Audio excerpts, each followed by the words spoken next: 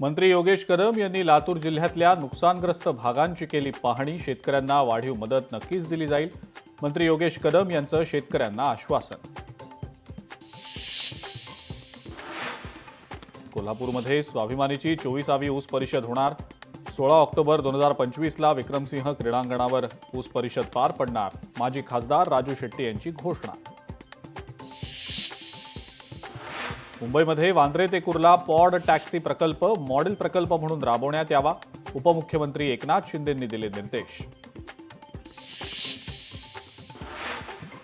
सोन्याच्या दरात 24 तासात 1300 रुपयांची घसरण। सोन्याच्या दरात घसरण झाल्यानं ग्राहकांना काहीसा दिलासा। जीएसटीसह आजचा सोन्याचा दर 1,16,500 रुपयांवर। धाराशिवच्या मांजरा नदीला पूर ओसरला, मात्र शेतीचं अतोनात नुकसान। रस्ते उखडले, सोलार पॅनल मोडले।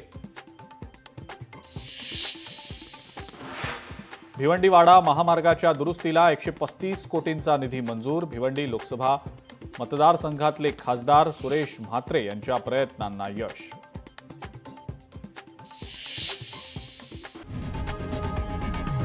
लोकशाही मराठी ऐका, पहा, जागरूक रहा।